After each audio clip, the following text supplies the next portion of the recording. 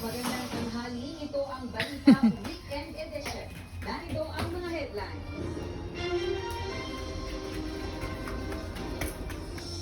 Ilocos Norte 1st District Representative Sandro Marcos nagpaliwanag sa pagpirma sa impeachment laban kay Vice President Sara Duterte. House Speaker Martin Romualdez iginiit na hindi minamadali ng Kamara ang Senado sa impeachment trial.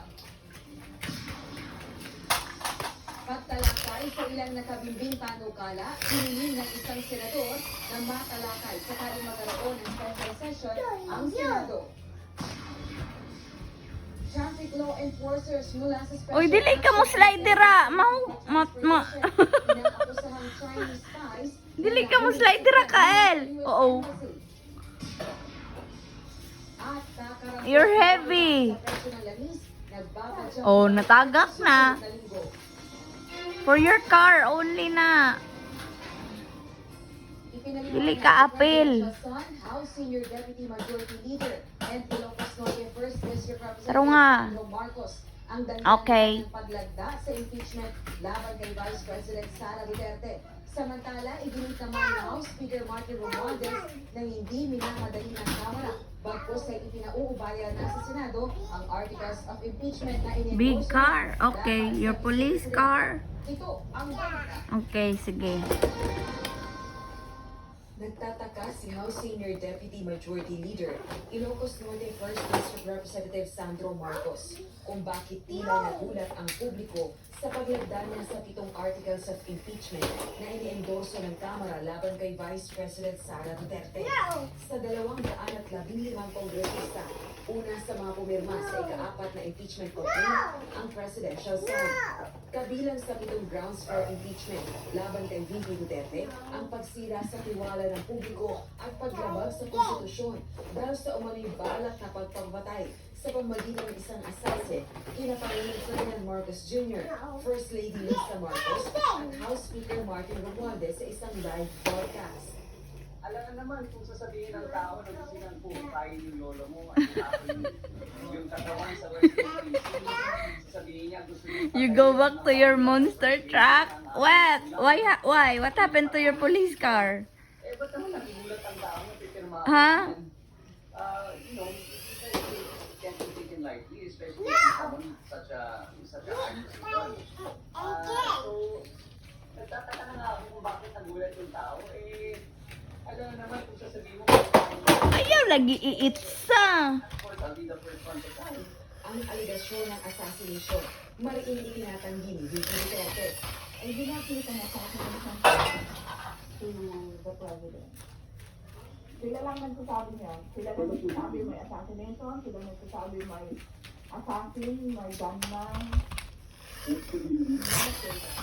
Pinabulaan na naman ng Congressman Marcos ang aligasyon siya ang nanguna sa pangangalap ng pirma mula sa mga kasamahan sa Kamara. I did sign, but I did not spearhead any movement, or I did not try to convince anyone to sign. I did that on their own volition.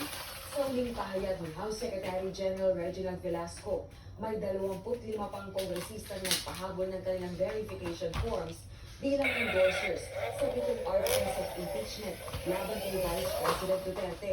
Kung pahihintulutan ng Senate Impeachment Court, magiging 240 na ang signatories na kongresista sa Articles of Impeachment na kumakatawan sa supermajority ng Kamara. Itinatanggi ng mga mambabatas na nagkapalit na ayuda o pangako ang pagpirma ng mga kongresista sa impeachment complaint. Samantala, iginit naman ni House Speaker Martin Romualdez na hindi minamadali ng Kamara bagkus ay ipinauubaya na sa Senado ang impeachment trial ni VP Duterte.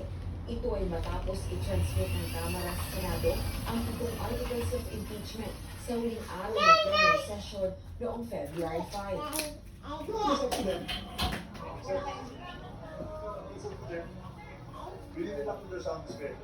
Ayon kay Senate President Francis Chis Escudero, tatalakayin ang impeachment ni VP Duterte sa pagbabalik sesyon ng Kongreso sa June 2025. Rosa Licoz, UNTV News and Rescue.